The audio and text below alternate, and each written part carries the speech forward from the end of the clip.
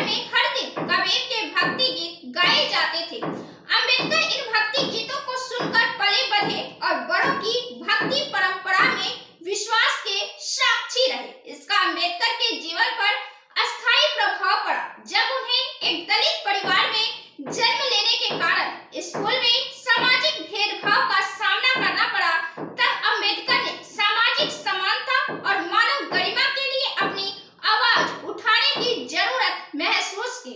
इस यात्रा में कबीर की शिक्षाओं ने उनके विचारों को आकार प्रदान किया।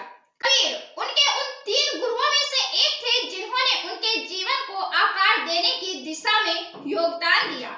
अम्बेडकर ने स्वीकार किया है कि उनके पिता कबीर के भक्त थे और एक बच्चे के रूप में वे कबीर से काफी प्रभावित हुए। उनका मानना था कि वह कबीर ही थे जिनसे बुद्ध का सार उन्हें मिला, जिसे बाद में अम्बेडकर ने अपने प्रथम और सर्वोत्तम गुरु के रूप में स्वीकार किया।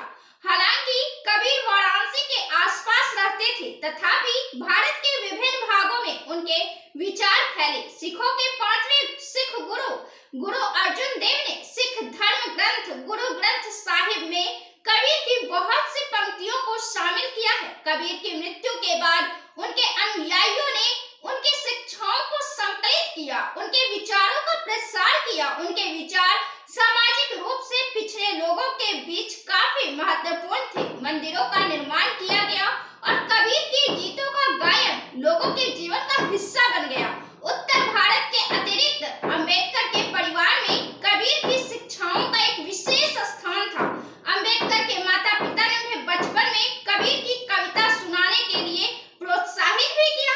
समकालीन सामाजिक धार्मिक प्रथाओं पर अम्बेडकर के लेखन में कबीर की भावनाओं का छाप देखा जा सकता है। जाति प्रथा के उन्मूलन की जरूरत के संबंध में अम्बेडकर लिखते हैं, जाति और अस्पृश्यता के उन्मूलन हेतु बहुत से लोगों ने इस पर काम किया है, जिनका उल्लेख किया जा सकता है। उनमें से रामानुज, कबीर और अन्य को प्रमुखता से कौन अलग कर सकता है?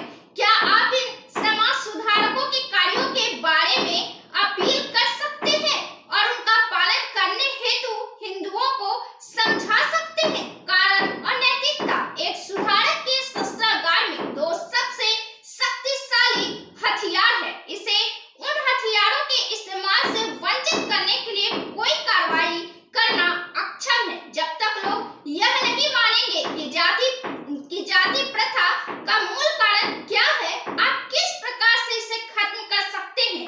जब तक लोग यह नहीं मानेंगे कि जाति प्रथा का मूल कारण नैतिकता से संबंधित है, आप किस प्रकार इसे खत्म कर सकते हैं? कोई भी यह आसानी से जान सकता है कि जाति प्रथा और हिंदू धर्म में प्रचलित विभिन्न पूर्वाग्रहों के विरुद्ध अम्बेडकर के संघर्ष में कबीर के विचार पाए जाते हैं, जो धर्म के नाम पर समाज को विभाजित करते हैं। इन 2 महान ऐतिहासिक हस्तियों का अंतिम लक्ष्य किसी भी चीज से ऊपर मानवता के धर्म को प्रतिपादित करना था। दोनों ने जाति और अस्पृश्यता के उन्मूलन की वकालत की। अम्बेडकर धर्म के विरुद्ध नहीं थे, लेकिन वह गलतफहमी और धर्म के नाम पर गलत बयानबाजी के खिलाफ अवश्य थे। उन्होंने कहा था, आप अपने धर्म को एक नया सैद्धांतिक आधार प्रदान कर सकते हैं, जो स्वतंत्रता, समानता और भाईचारे के अनुरूप हो, जिसका तात्पर्य संक्षेप में लोकतंत्र हो। मुझे इस विषय पर कोई अधिकार नहीं है, लेकिन मैं बता चुका हूँ कि स्वतंत्रता, समानता और भाईचारे का गुण अति आवश्यक है, जिसे विदेशी स्रोतों से लिया जा सकता है और ऐसे सिद्धांतों को उपनिषदों से